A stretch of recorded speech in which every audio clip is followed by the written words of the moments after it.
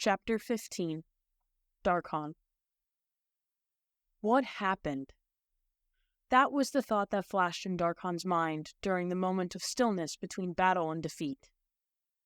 For those few split seconds, after the knife sliced through skin and sinew and sent a torrent of blood spilling forth, before the pain registered and the panic hit, there was no fear, only confusion. What happened? Then the agony set in, and time sped up again. It was like some great beast had buried its teeth in his back, shearing through his flesh as easily as a branch cutting a stream, setting his nerves alight, and sending pain exploding through his shoulders. It seemed to suck the breath straight from his lungs, and although his body was yelling out, no words escaped his lips.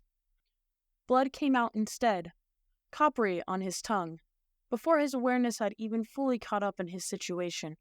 It bubbled hot and red from his mouth and below his shoulder, flowing freely from the searing wound. That was what it was, a wound, although he'd be damned if he knew where it had come from. The shock that he'd been hit was what struck him the most. I thought I had them, he thought, almost wonderingly. I really thought I had them. Who got me? His ears began to ring as he glanced down at his tunic, which was rapidly turning crimson. Had the knife gone all the way through? His knees buckled, and he tumbled down, still unable to see the blade. But he could feel it. By the gods, could he ever feel it? When the cobblestone street raced up to meet him, his face colliding with the ground, it was almost a relief. The world was already spinning, and in the midst of the chaos, a single burst of clarity rang through his head, one that made his ears roar and his lips pull back from his teeth like a wild dog's. Someone is going to stab you in the back, Darcon. It came to him in Mina's voice, like something pulled from a long-forgotten dream. There are 3 of them, and the thief from the observatory is there, watching. It's his fault. Somehow, Darcon got his hands underneath himself. His muscles sang in protest with every movement, but his focus had narrowed to a pinpoint, and at the center of it was Mina's prediction, which had somehow, impossibly, come true. The how and the why of it didn't matter to him, not lying here with his blood pouring out onto the cobblestones. All that mattered was the dark promise at its heart, and the rage that it ignited within him. He's not going to stop until you're dead. Coughing and spluttering, blood bubbling from his lips, Darcon pushed himself up long enough to see the thief, the traitorous, rotten thief who had ruined his life, staring at him from atop his horse a short distance away, watching as he bled out. His eyes were like storms, tempestuous and unpredictable, and conflict was etched onto his face. Darcon was certain he was going to take off, flee like he did after he'd done his work at the temple. To his muted surprise, the man instead gave a frustrated yell and swung down from his horse, extending his arms. There was a fresh burst of pain as whatever had been buried in Darcon's shoulder was pulled free, drawing more blood out with it, and he gasped, his vision blurring. No longer able to keep himself propped up, he dropped back to the ground. From where he lay, he could make out the shape of one of the mercenaries staggering backward. The leader, his blood-soaked dagger in hand.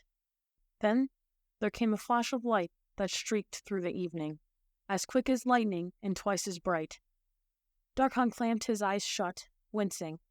The thief, Revier Leth, if either were really his name, had cast a spell, and if the sellsword's surprised yell was anything to go by, it had landed. Why the man would suddenly have turned on the mercenaries that he himself had hired, Darcon couldn't comprehend, but he wasn't in a position to puzzle over it. The pain in his back was growing more intense, and he could no longer seem to make his muscles move. His eyes drifted open, lolling to the side, where the other 2 mercenaries were scrambling to help their leader, who had his hands clamped over his eyes. Had the spell blinded him? The thief advanced on the 3 men, his hands outstretched and poised to cast another spell. That was when Brygon crawled to his side, his arm clutched to his chest. "Darcon," he said, fear coloring his voice. "Darcon, can you hear me?" He could only groan in response, choking on his own blood. "Bastard mage," one of the sellswords shouted in Revy's direction. The thief stared them down, but did not reply, his eyes fixed on the trio of mercenaries as they half ran, half stumbled, back through the tavern doors, no doubt to retrieve their belongings and make their escape. Only when they were out of sight did Revy turn back around, dropping his hands and taking a tentative step in the twins' direction. "Don't you touch him," Bragon growled, his eyes flashing as he looked up at the thief. Revy didn't reply. Instead, he dropped to one knee on Darcon's other side, and the former initiate thought he saw something. Was it regret? Flashed across the man's face. But then again, it could have just been delirium. He was getting weaker, and his hands and feet had begun to feel quite cold. Breathing was rapidly becoming difficult, his chest rising and falling and his heart racing like a bird's. The thief slid a hand under Darcon's uninjured shoulder, and to his dismay, he was too weak to fend him off. He could only moan in pain as the man rolled him onto his side, pulling at the torn fabric of his robes in order to examine the wound. Chansey's medallion, now sticky with blood, dug into his neck, prompting a wheeze of pain. "It's bad," Revy stated flatly. Bragon swatted the man's hands away, only to hesitate as he took his own look at the injury. "How bad?" "Very bad." "How bad?" Bragon repeated, his voice rapidly rising as he got to his feet. "How bad, you son of a bitch?" "Without the knife in place, there's nothing to staunch the flow," the thief replied, from somewhere above him. "He's losing a lot of blood. Listen to his breathing. It must have pierced a lung." Darcon, now shivering, tried to respond, but couldn't. Bragon slammed Revy out of his field of vision with a roar of rage. "Look at him!" he yelled. "Look at what you did! This is all your fault!"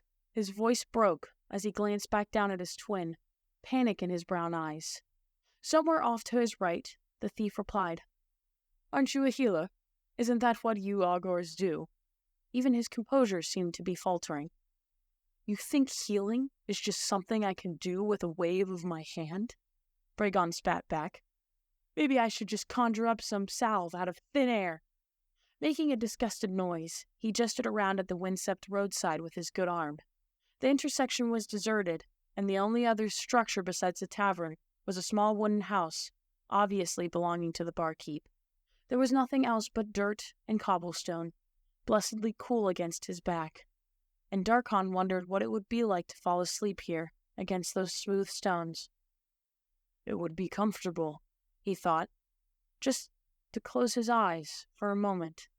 Nice rest after the fight. No. His eyes flew open, fear gripping his chest. If he went to sleep, there was no knowing whether he would awaken again. "Fine," Revy replied. "Then we need a healer." "Do you see a healer around here?" Bragon demanded, growing more upset. He dropped back to his knees next to Darcon, cradling his face with his uninjured hand. "Darcon, say something," he pleaded, tears in his eyes. Something about the sight of his brother, usually so calm and collected, overcome by fear and despair, made Darcon's heart break. He wanted to say something, to reassure him, with an upbeat quip the way he always had when they'd gotten into trouble as boys. But he was beyond the ability to speak.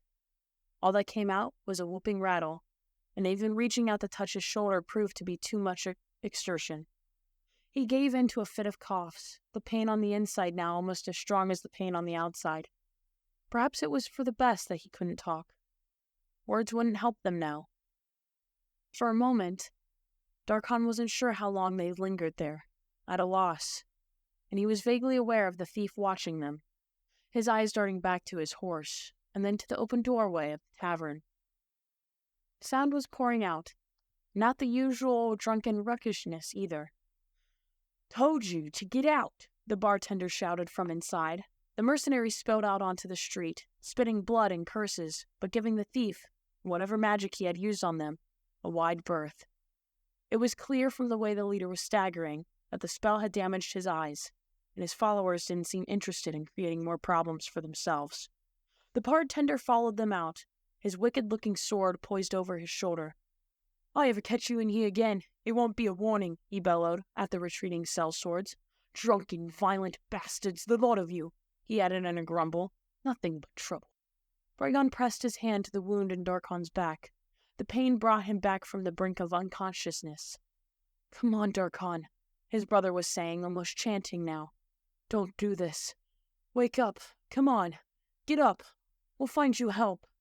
Darcon couldn't respond, his body shaking as the cold crept from his hands and feet up his arms and legs.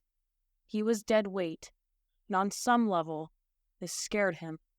But even that was starting to seem like a distant worry. "Here," the thief said, reaching for Darcon. "Let me." Bragon shoved him away again. "Just go back to whichever hell you came from." At that moment, the innkeeper plodded over to them. "No good sellswords here to piss away their money. And now look what they've done," he groaned as he took in the scene. "What in all hell's happened here?" "My brother took a knife to the back," Bragon replied, moving aside after a moment's hesitation. "Thanks to this thief here." From the depths of his fraught mind, Mina's voice seemed to speak in Darcon's ear once again. "He's out to get you, Darcon." The portly barkeep squatted next to him and hissed through his teeth. "That's a whole lot of blood," he pronounced. "It was the leader of those mercenaries," Ravi spoke up from a distance. "He was the one who pulled out the knife. It was his." Why was he bothering to explain that detail? To absolve himself of some of the responsibility. The barkeep stood up and jogged back to the tavern, his voice booming through the doorway. "Is there a healer in here? Any of you lousy lot medicine folk?" Darcon's head lolled to the side, his vision fading. "No, don't," Bragon said, shaking his good shoulder. With concerted effort, Darcon focused on his brother's voice, and then darkness receded somewhat. He had to stay alive. For Bragon, for his mother, for Chansey. His mistakes had been what led him here. He couldn't let them kill him too. "Well, there's nothing for it now," the bartender said as he returned. "I can't do anything, and none of these folks can help you either." "So that's it?" Bragon demanded, straightening up. "You're just going to leave my brother dying in the road?" "I told you, we ain't got no healers here." "What do you people do for injuries all the way out here?" Revi asked, sounding thoughtful. "Surely there's someone in these parts who knows medicine." "Afraid not," the barkeep replied. "There's that temple up on the mountain, but the boy will be dead long before you get up there." "No," cried a voice from within him, now as disjointed as his thoughts. "Not dead. Please not dead. Don't die. Won't die. Can't die." There was a pensive pause, and the bartender added, "But if you're willing to risk dealing with a witch—" "Anything," Bragon replied immediately. "Where is she?" "Up the road a ways. Old Lady Hinda. Hermit. Keeps to herself. Mostly works with animals," the barkeep explained. "The conjurer doesn't know she's there, and we're not going to be the ones to tell him. Not with all the kinds of immersements they'd be opposing if they knew it was all untaxed. At any rate, she knows herbs. We've had to bring her in once or twice when a merchant's horse needed healing, or someone was attacked on the road. She delivered the foal when my mare gave birth last year." He sniffed. "But some days she'd as soon as lay a curse on you as help you. It'd be a real coin toss." "She doesn't have to help," Bragon insisted. "If she has some herbs she can sell me, I might be able to do the rest." "She does brew poultices, sure enough. It's not unheard of for her to sell them," the barkeep acknowledged. "Given your options, I'd say it's your best bet." "Where is she?" That was the thief. "How do we get to her?" The bartender made a gesture that Darcon couldn't see. "3 miles that way," he replied. "You'll find a stream that intersects the main road. Turn left there, follow the water to the hills. Another mile or so. Old Lady Henda's cabin is there. No guarantee if she'll be there, though." "It's better than nothing," Revi replied, his voice growing distant. Moments later, his footsteps grew louder, this time accompanied by the clopping of hooves. "Here," he said to Bragon, "take my horse, go get your brother healed." He would be long gone by the time they got back, Darcon knew. But he was past the point of anger, only capable of fighting a losing battle to stay conscious. His whole body felt like he'd been plunged into an ice bath, shivers racking him as he struggled for breath. He was dying, the inevitable darkness encroaching on him, and he would only be able to cling to the light for so long. The candle was burning low indeed. Bragon stared at the proffered reins. "Why are you helping?" he demanded. "Take the damn horse." Darcon watched from below, the world sliding out of focus, as his brother reached for them, only to grimace when he moved. His wounded arm. He shook his head despairingly. "It's no use," he said. "My wrist is broken. I can't manage a horse and Darcon at the same time." Setting his jaw, Revi turned to the barkeep. "You go," he said. "You already know the way. I can pay you." The tavern owner shook his head. "I can't," he replied, glancing doubtfully over his shoulder. "I can't leave the business unattended, not after kicking those sales swords out of their asses. If they come back and I'm not here, they'll burn the place to the ground." "Damn it," the thief spat, running his hand through his dark hair, as he took another look down at Darcon. For a moment, their eyes, Darcon's cloudy and glazed, the thief's bright and clear, locked. And an unreadable look crossed the man's face.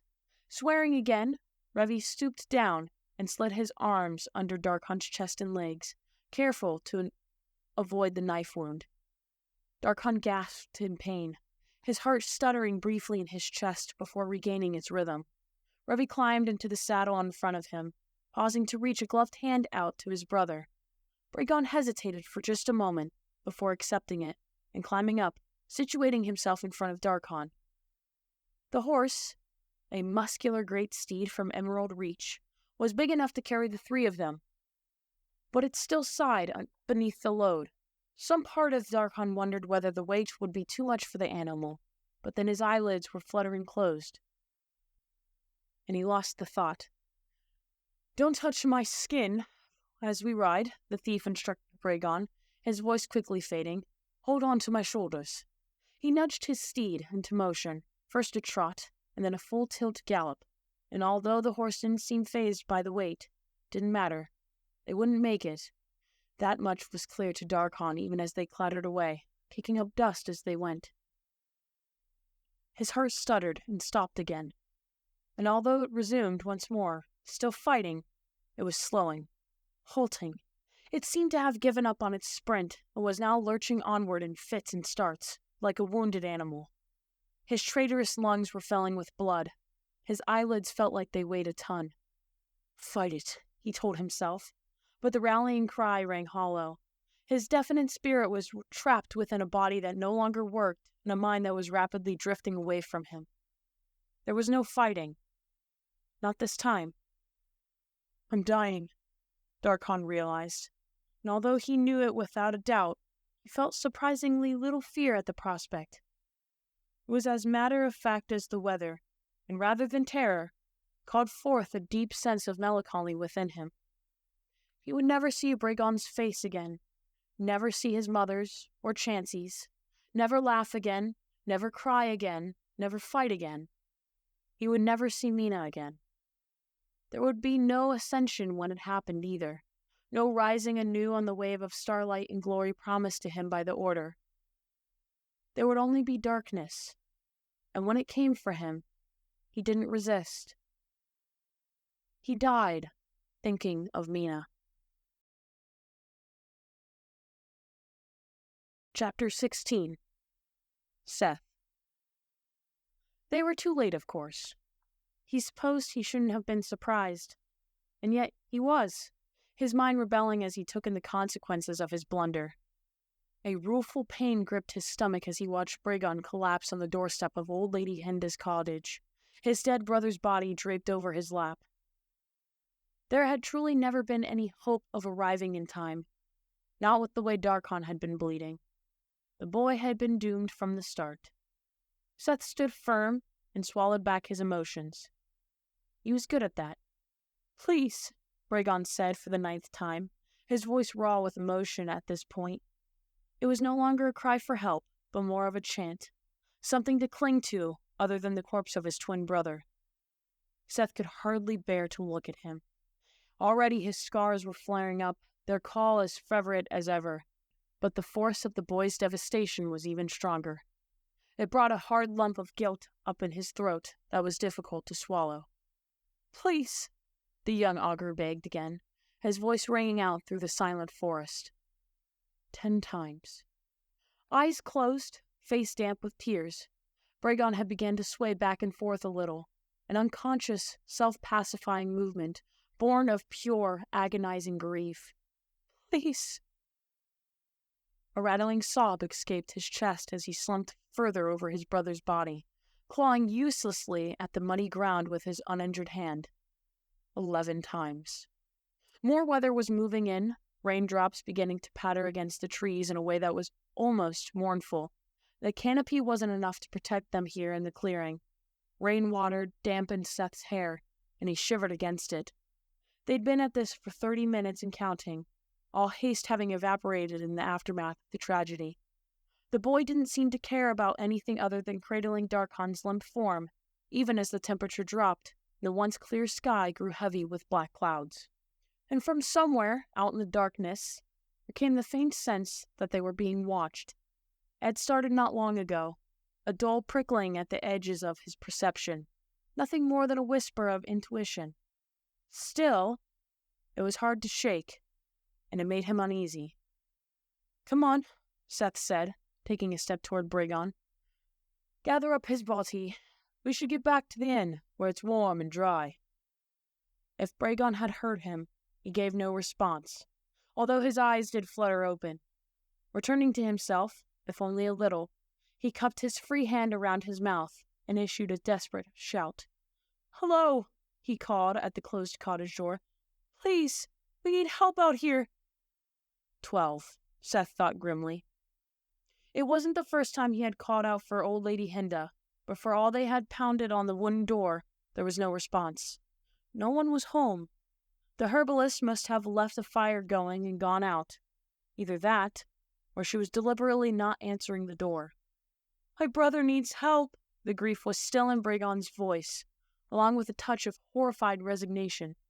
He stared up at the closed door, his eyes gleaming with tears, as if sheer force of will could make it swing open, as if desperate hope could make the old woman appear, sweep them inside, and bring Darcon back to life with a flick of her wrist. But no help had come, and none would. Darcon was gone. "Bragon," Seth looked down at him, doing his best to be gentle. "There's no one home." He half expected the augur to turn his grief against him, to yell once more that this was all his fault, maybe even attack him in a fit of agonized frustration. It was the least he deserved. Howls. Maybe it would even make him feel better. But instead, Bragon only slumped forward, his eyes sliding shut again as the tears continued to flow. Gone was the stoic youth who had walked into the Craggy Cliff Tavern. Left in his place was a sad, scared boy. He wouldn't even be able to get up, let alone find his way out of the forest on his own. Seth opened his mouth, only to close it again. His weary heart went out to Bragon. But what could he say? Would anything that came out of his damned, lying mouth be of any comfort to the boy whose brother he'd just gotten killed? He would be better off leaving, following his skin until the pain banished the memory from his mind. He started for his horse once more, only to turn back again, as tormented by what lay behind as he was by what lay ahead. "There's nothing to be done for him," he said at last. "I'm sorry." It felt trite in the shadow of Darcon's death, but it was all he could manage. He peered out into the trees, a wave of disquiet going through him. That feeling of invisible eyes on him was still there, perhaps more intense now than it had been before. They needed to get away from this place. He was sure of it. Something wasn't right here. "You can't stay out here in the cold," he insisted as he returned to Bragon. "You'll freeze. You won't do your brother's memory any good by dying in the middle of the forest." That, at least, seemed to get through to the boy, who finally pried his eyes away from the cottage door to look at Seth. He was absently smoothing out Darcon's rumpled tunic, as if getting the creases out would somehow make up for the dirt and the bloodstains. "Don't say that," he replied, through his tears, pausing to wipe at his eyes with the back of his sleeve. "Don't say there's nothing to be done. "It's the truth," Seth replied. "Your brother is gone. Resurrecting him is impossible." To be sure, there were ways to bring life back to cold corpses, but those were travesties. Shambling abominations that could do little more than groan and rot, falling slowly apart at the seams. Besides, necromancers were exceedingly rare these days. Conjurer had seen to that. Even as the word resurrecting came out, however, something changed in Bragon's expression. Seth could see it happen, a sudden shift that had him straightening up, his eyes darting back and forth from the cottage to Darcon's corpse. "What?" Seth asked, his hackles going up. He didn't like the look in the boy's eyes, half mad with wild hope. "What is it?" "Resurrecting him, maybe not," Bragon said, craning his neck to meet Seth's gaze. "But reincarnating him." The word made Seth's blood run cold. "Wait a minute," he said, holding up a hand. "Slow down. You're talking about serious magic, Bragon." That particular practice, bringing the deceased back in an entirely new body, was shrouded in august mystery. More folk tale than fact, it was buried in rumors, half-truths, and somber warnings. Death tended to be permanent for a reason. Bragon nodded his head slowly, as if in agreement, but his eyes told a different story. "You don't even know if it can be done," Seth continued, more on edge by the second. This wasn't going anywhere good. Grief did strange things to the mind, and he could see it happening now behind Bragon's dark brown eyes. "It can be." Bragon's tone had gone hard with determination, low, and somehow dangerous. "How do you—" Seth began. "I've seen it," the boy interrupted. "It's difficult, but it can be done." He was already shifting out from under Darcon's corpse, cradling his brother's head to let it rest gently on the ground as he got to his feet. "You can't assume that you can replicate it, even if you've seen it before." "It's a rare ritual," Bragon acknowledged. "The Dark River clan is the only one that practices it." "I thought your cornerstone was water," Seth replied, growing desperate now. "I don't see how it justifies any of this." "Our cornerstone is water," Bragon agreed. "Water is restorative, healing, and in the right hands, under the right conditions, it can reverse the irreversible." He looked at Darcon's corpse, his eyes glossing over for a moment, and then shook himself. "The ritual was usually reserved for the clan leaders. The healers are the ones who perform it, but the apprentices always help." His eyes were dancing with insane inspiration. "I assisted on 3 different occasions." He squared his shoulders. "If I had the right ingredients, I think I could do it." "Thinking and doing are 2 different things." "There's a chance that it can bring my brother back," Bragon fired back, rounding on the thaumaturge. "What do I have to lose?" "Your life," Seth snapped. "Your freedom, too. If the conjurer finds out, and what if something goes wrong? You could corrupt his soul, bar him from the afterlife forever." But it was clear even as he spoke, there would be no swaying the youth. "It's a chance I'm willing to take," Bragon replied resolutely. "You can't seriously think Hinda has all the ingredients you need on hand," Seth protested, glancing anxiously around once more in search of the eyes that now seemed to be burning into him. Could the witch herself be out there in the trees? Perhaps she was watching them this very instant, waiting to see if they fell into some sinister trap she had laid. "The components themselves are specialized, but they're not hard to come by if you know what to look for," Bragon replied. "If she's truly a herbalist, then it's worth checking the cottage." Seth backed up a pace. "Whatever it is you're planning, I want no part in it," he said in no uncertain terms. "You're free to meddle with the laws of nature. I can't stop you. But I don't have to help you either. And I certainly don't have to break into a witch's home to do it." The corners of Bragon's mouth tilted upwards in a feral grin. "No," he agreed. "You can't stop me. But you will help me, Revi, unless you want every augur on the continent searching for you. They'll make your life hell. I'll make sure of it." Seth's heart sank. There was no escaping it. Once again, his path had been decided for him, and once again was paved with pitfalls. If the boy followed through on his threat, the old ways on his tail from coastline to coastline, all 9 clans, there would be no getting away from them, and what would that mean for his mission? Fighting off a surge of protest from his broken tattoos, Seth heaved a sigh and replied, "Fine, but it's on you for messing about in a witch's hut." Chapter 17. No one.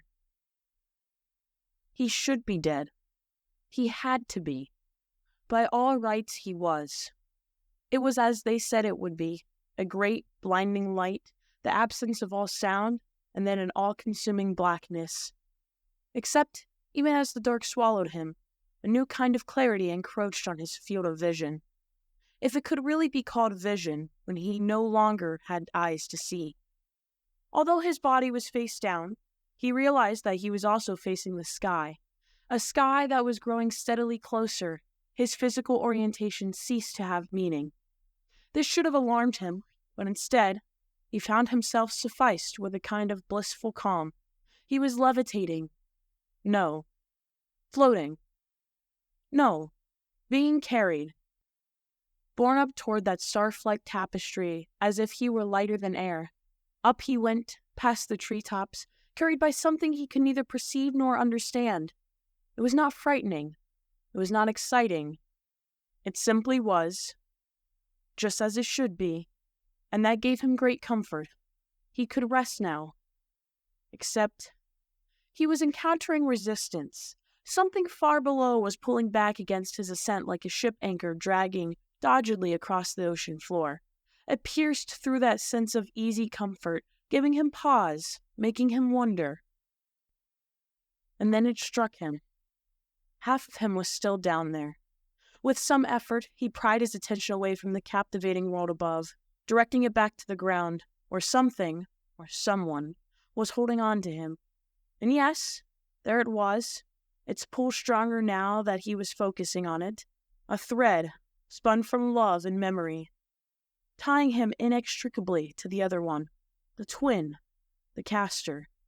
It was visible and invisible all at once, beyond the scope of human language to describe, but he felt it, knew it, understood it, even as the distance between him and the world below grew. A memory came to him, something a long-forgotten village priest had said to his mother when he was a mere boy. It was one of those things easily cast away by the mind, only resurfacing years later with a new kind of profundity.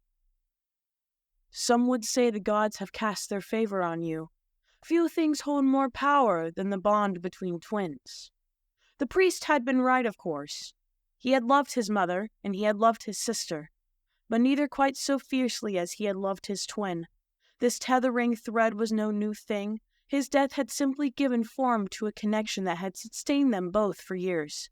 He continued to rise. Soon he would be above the clouds, where he realized something else was taking place. The sky itself had opened, and amidst the stars appeared a rift through which streamed colors, without names.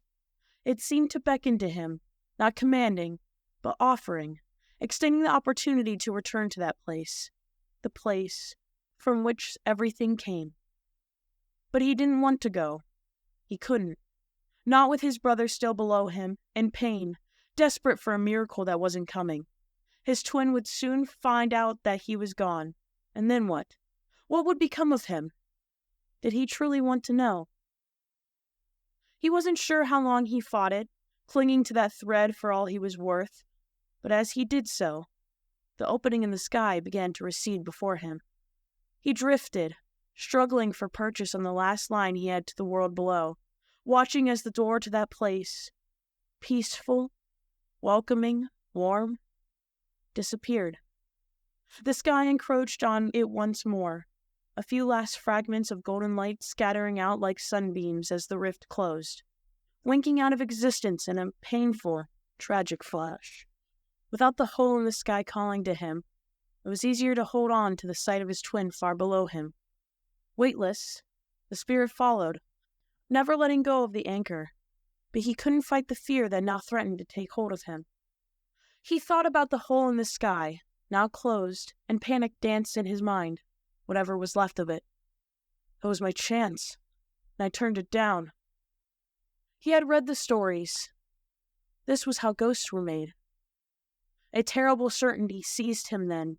He had just doomed himself to an eternity of wandering, stranded for eons as a lonely spirit whose door to the next world was lost to him. He would drift alone until the rivers ran dry and the stars burned out, with nothing but his own mind for company, until that too abandoned him.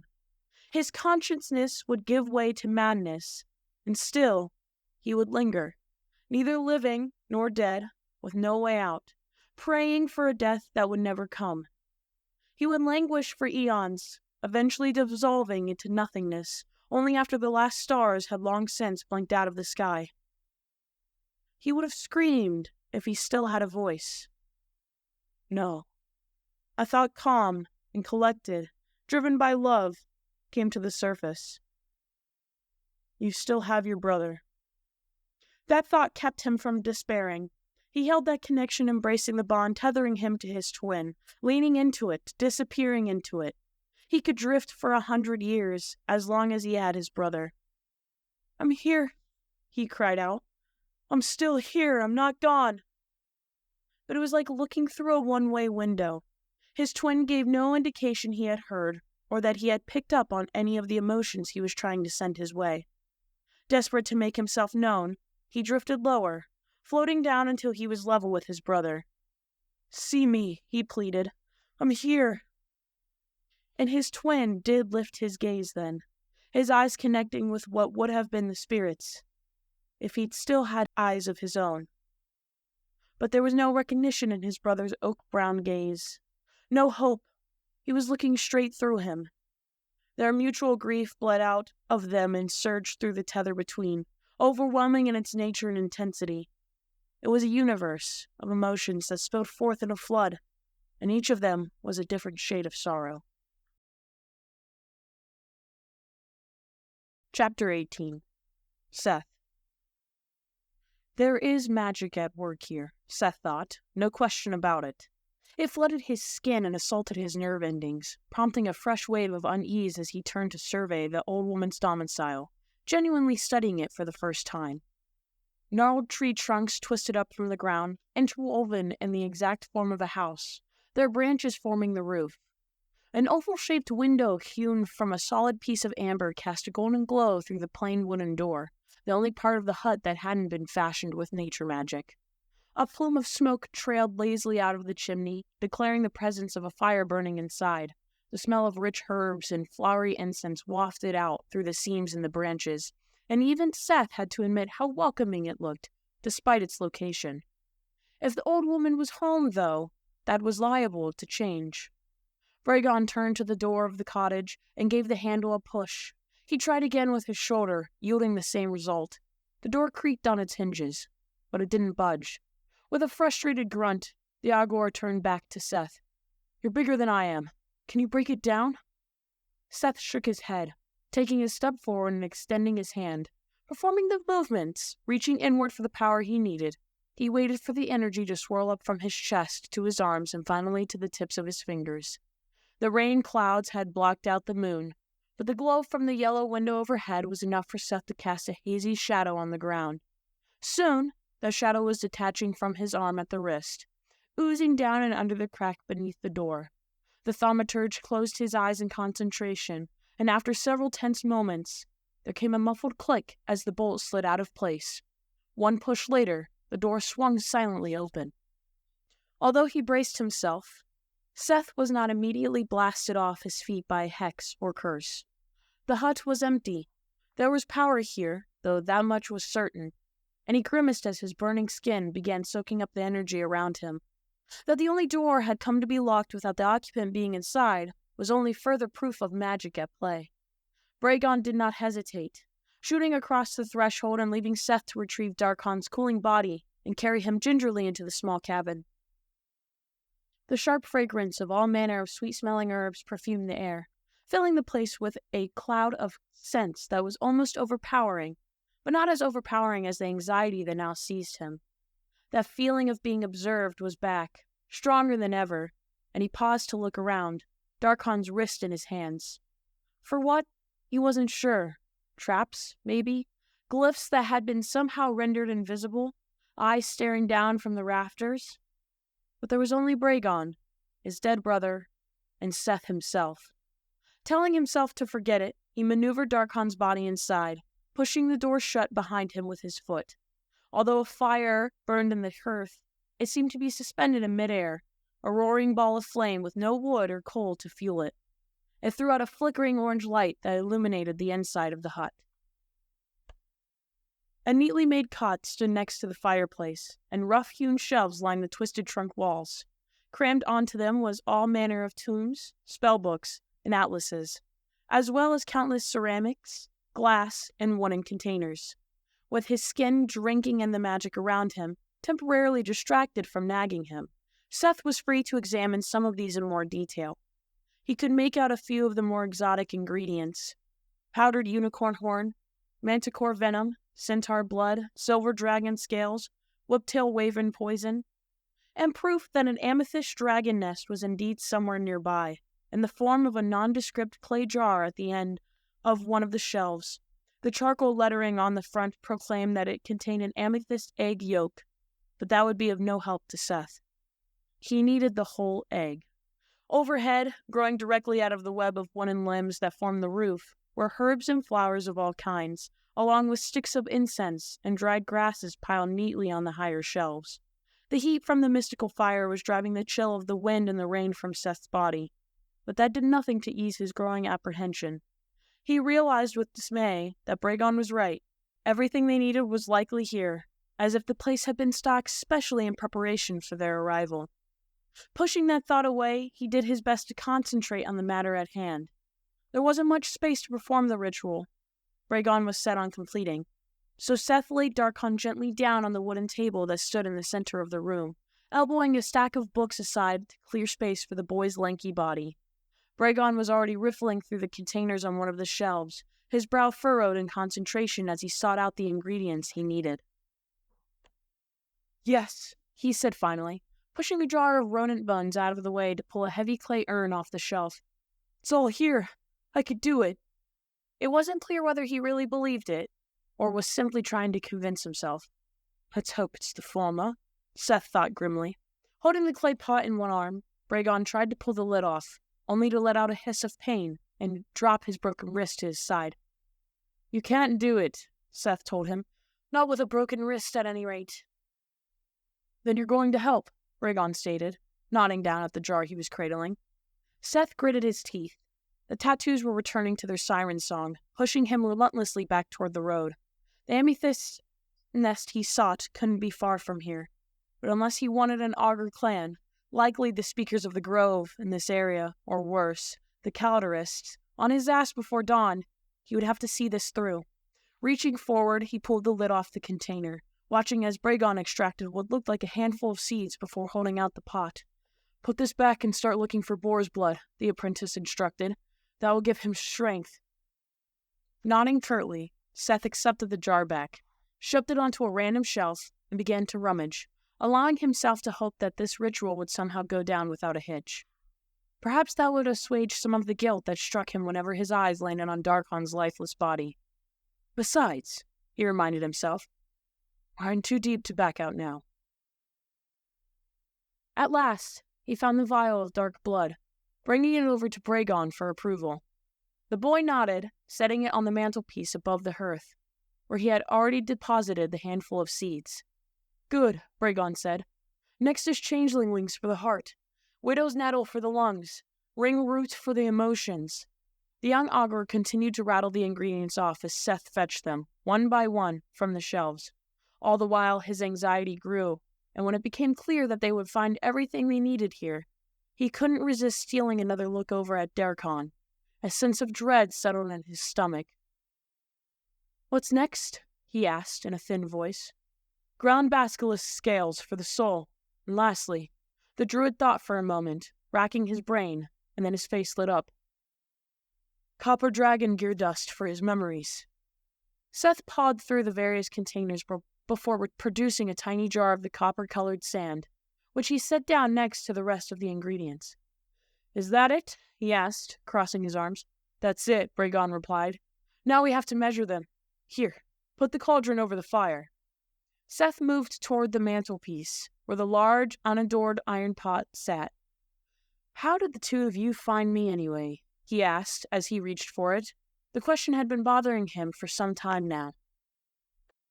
We weren't looking for you, if that's what you're getting at, Bragon replied. Glancing over his shoulder, Seth raised his eyebrows questioningly. I'm serious, the boy insisted. When Darcon was kicked out of the temple, he sent me a message.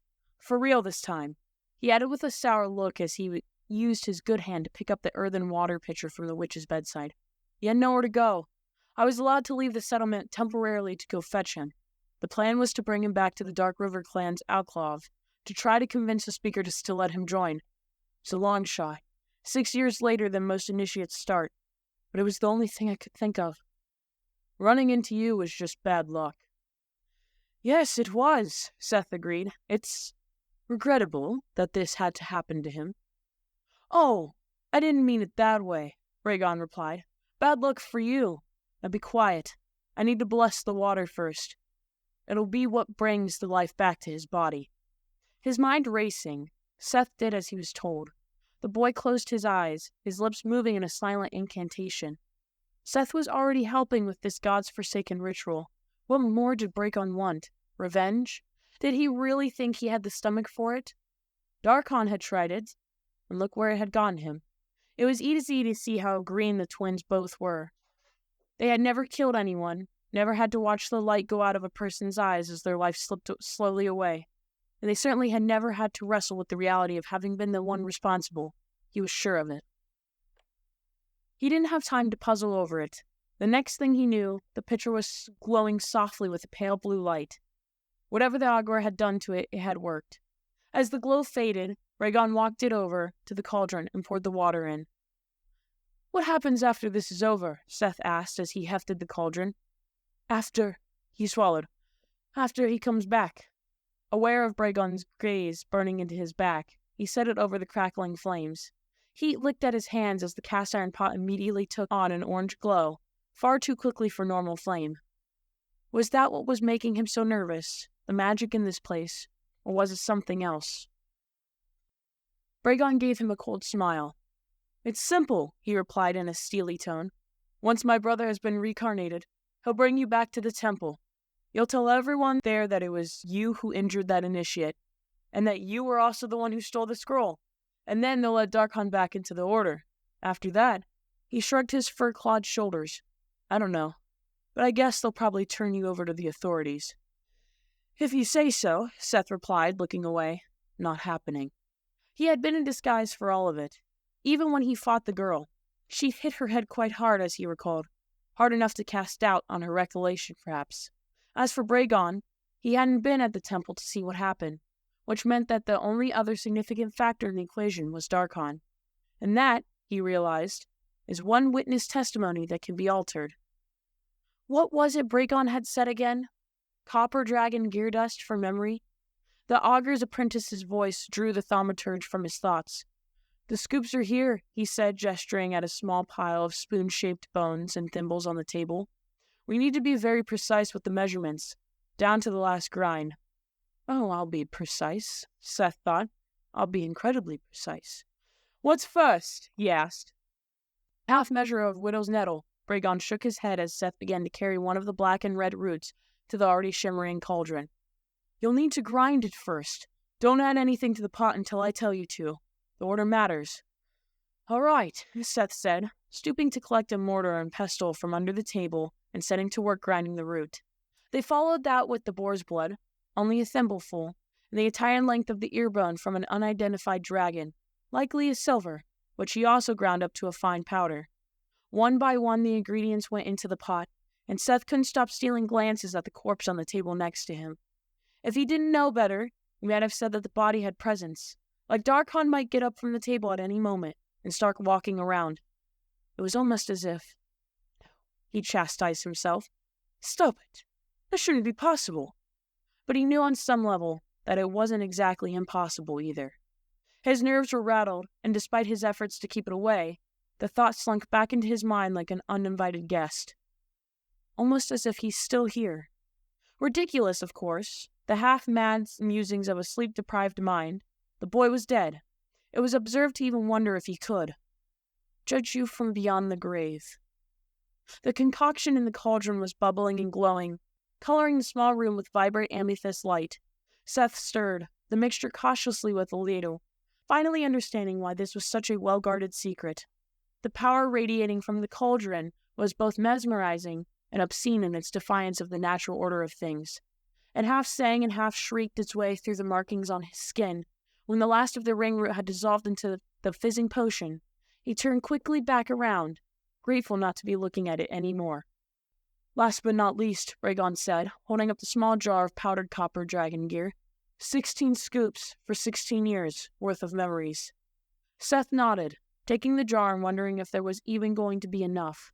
He began ladling the copper grit into the mixture with the smallest of the bone spoons. With each scoop, the potion gave off a fresh burst of purple light, sending a painful pulse through his already irritated skin and setting his teeth on edge. Rhaegon watched him as he worked, but he was a few paces away, and when the time came to drop the last spoonful in, Seth knew it would be his only chance. He'd done the math in his head.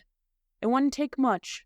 All he had to do was leave out enough to wipe the last 3 or so weeks' worth of memories from Darcon's new life. The boy would be brought back, unable to testify against him, and Seth would be free to return to his search, no longer burdened by guilt. As he withdrew the spoon from the jar a final time, Seth hesitated, an unprompted chill rippling down his spine. His heart skipped a beat, disquiet seizing him, and for a moment, some irrational part of him was certain he felt a cold breath on the back of his neck. "What are you doing?" Rhaegon demanded, and Seth nearly jumped out of his skin. "Sorry," he muttered. Unsettled as he was, he pushed his doubts away. In one subtle movement, he allowed his thumb to brush gently across the top of the spoonful of powder. A few grains of the copper sand cascaded back into the nearly empty jar, and that was it. Without a moment's hesitation, the thaumaturge dumped the last of the ingredients into the glowing concoction, and Rhaegon was none the wiser. It was only after he'd finished that the chill came over him again, feverishly cold. Chapter 19. No one. Nothing, in this world or the next, was worse than having to witness treachery and be helpless to stop it.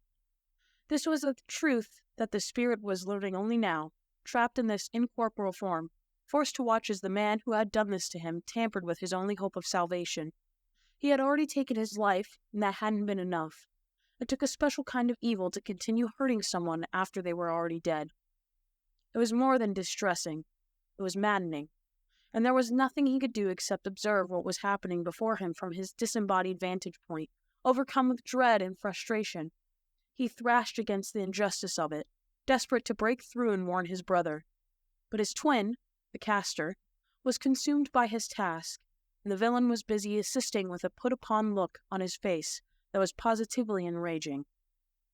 At one point, when the heavy-set man was putting the last scoop of powder into the cauldron, he paused, prompting the spirit to wonder whether he had somehow felt his presence, but not even that was enough to sway him from his sabotage.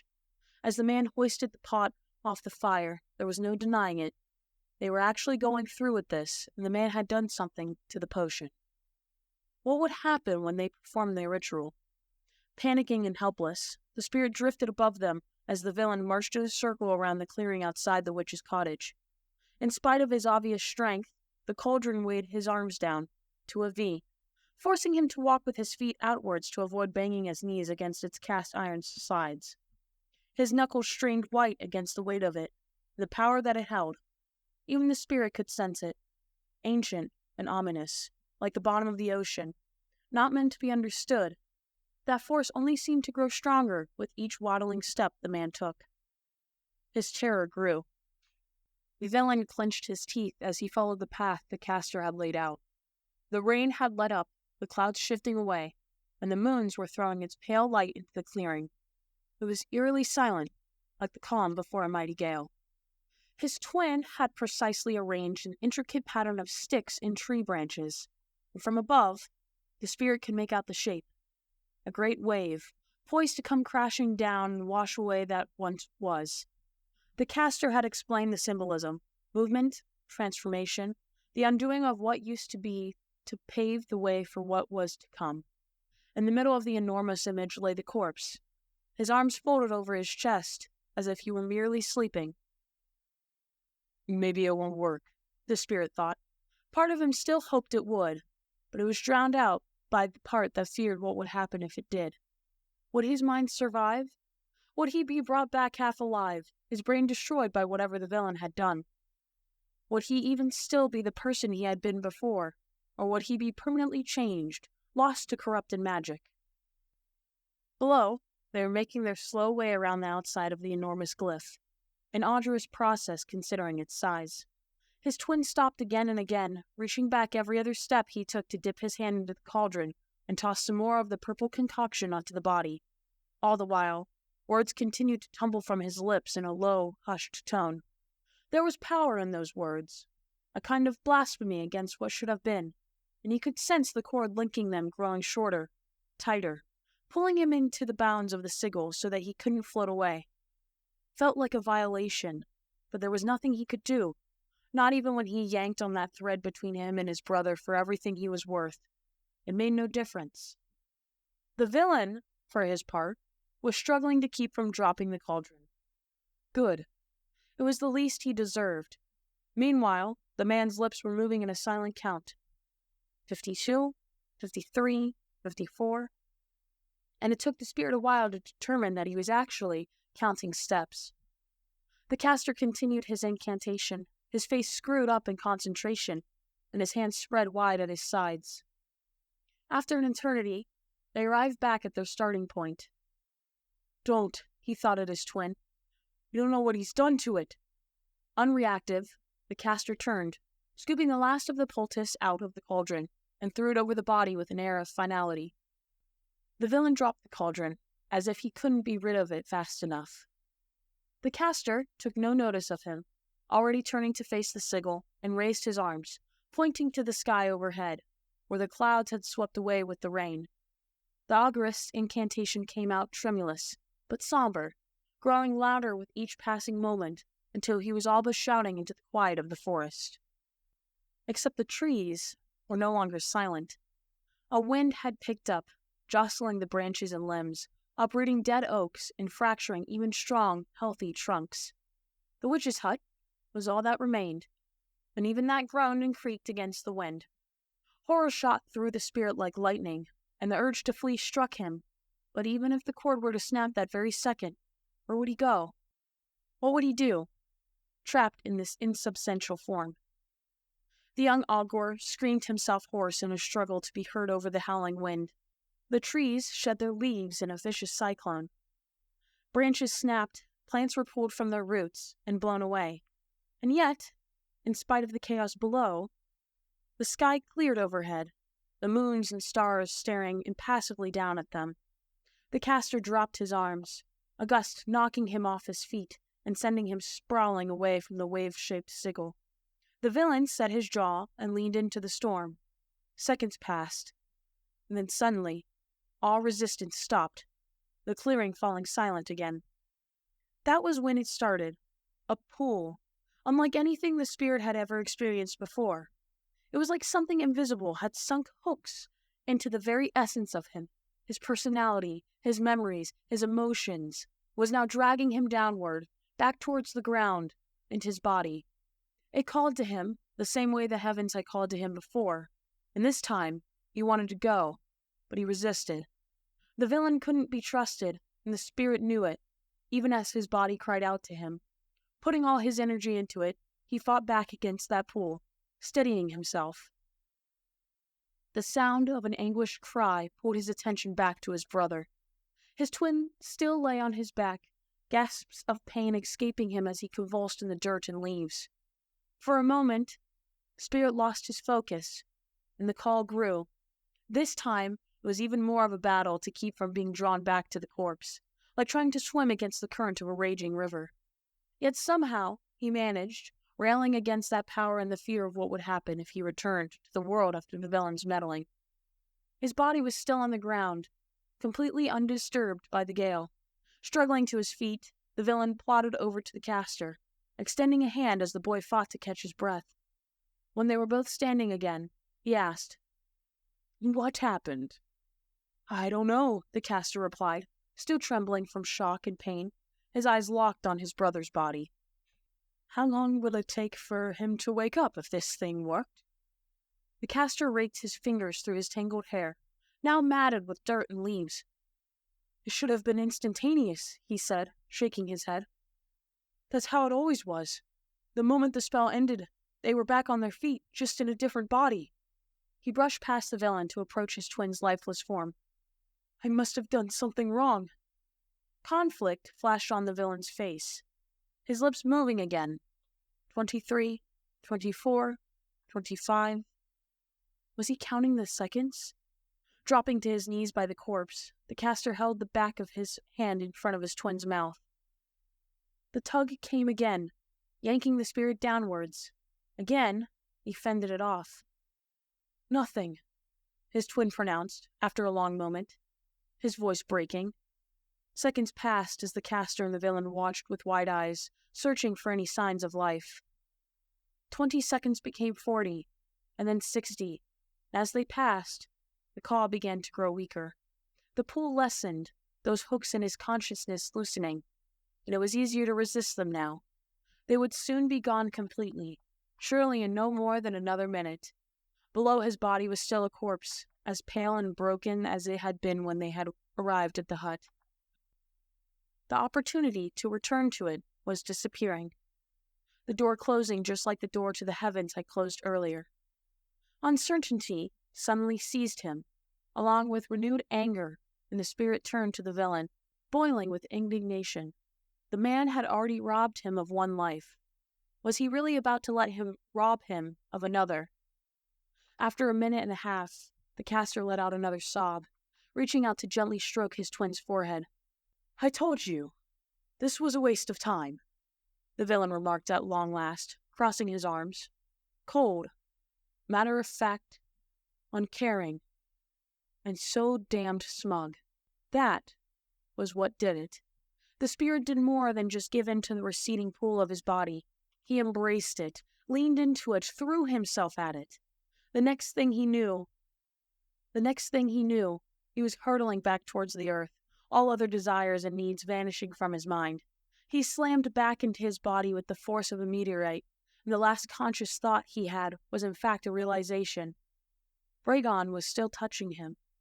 Their mother had always joked that they shared one soul between them, and in that moment, it was true.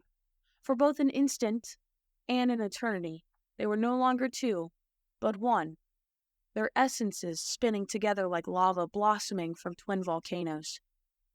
Bragon, distressed, pained, confused.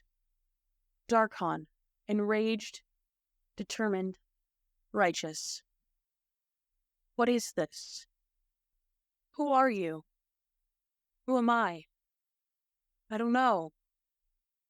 Then it was over, and the blackness returned.